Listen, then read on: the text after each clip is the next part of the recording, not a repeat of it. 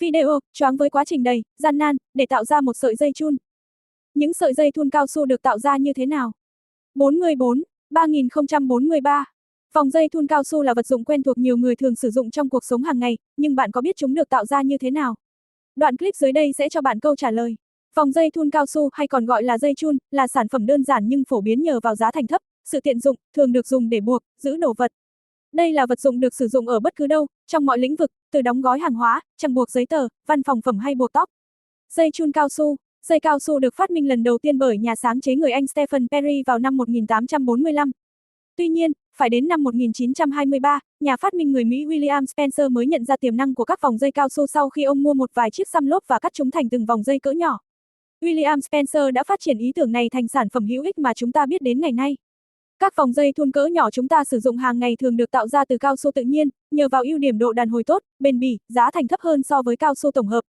Vậy bạn đã biết những vòng dây thun quen thuộc chúng ta sử dụng hàng ngày trong cuộc sống được tạo ra như thế nào hay chưa? Hãy thử suy nghĩ và đưa ra suy luận trước khi xem video về quy trình sản xuất dây chun dưới đây nhé. Chắc chắn bạn sẽ choáng về độ phức tạp và kỳ công của nó đấy. Cao su sau khi được làm mềm bằng nhiệt và nhào thành đống như nhào bột mì sẽ được đưa vào máy cán để tạo thành những lát cao su mỏng. Công nhân sẽ cắt và bó cao su thành từng bó và cho vào cán chung với lưu huỳnh và một số hóa chất nhằm giúp cao su chắc hơn và dẻo dai hơn.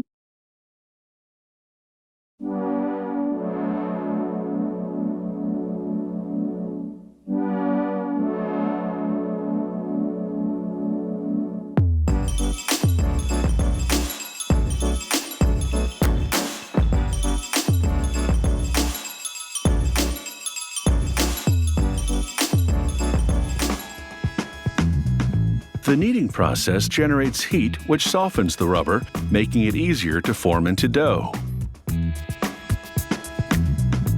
The kneader spits out rubber dough chunks. Next, a giant rolling pin transforms the dough into wide, thin pieces.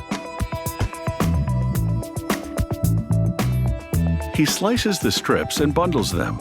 In this form, it will be easier to control the weight of the rubber in relation to chemicals that are added next.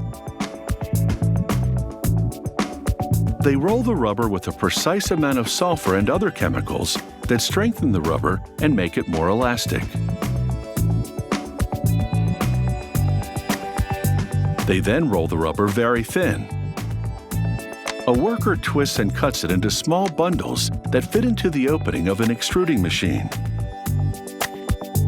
It forces the still warm and malleable rubber through dies to shape it into long, hollow tubes. The extruder injects air and talcum powder into the tubes to keep the walls from collapsing and sticking together while warm. The tubes cool down in a trough of water, and they deflate as the injected air dissipates. Next, these aluminum poles will serve as molds for the tubes during curing, giving them the correct shape and diameter. The worker slides the tubes onto the molds. The talcum powder injected into the tubes during their extrusion will also act as a release agent, keeping them from sticking to the molds during curing.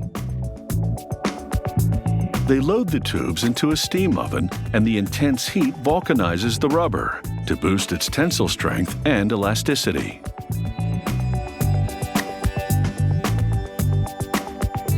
Out of the oven, workers inject air between the tubes and the molds, making it easier to peel the now vulcanized tubes off. They rinse the rubber tubes to remove talcum powder residue. There's so much that the water turns milky white. They hang the rubber tubes to drain away some of the water. By the time they're ready to cut, they're a bit too dry, so a worker splashes water onto them.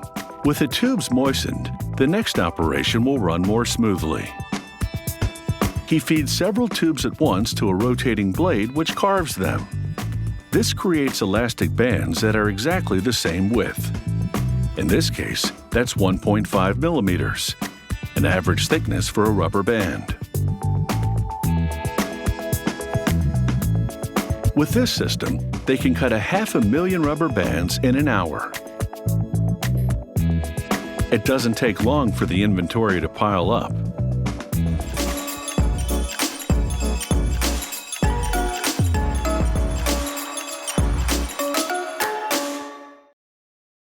Sau đó, cao su lại được cán cực mỏng và được cắn thành từng bó nhỏ sao cho vừa với máy làm khuôn. Từng cuộn cao su được nhuộm và tạo hình thành những ống cao su rất dài, rỗng ruột. Sau khi được làm nguội bằng nước, ống cao su được lồng vào thanh khuôn bằng nhôm có bán kính bằng một sợi dây chun thông thường rồi được đưa vào hấp ở nhiệt độ cao. Trong 1 tiếng đồng hồ, máy cắt được nửa triệu sợi dây chun.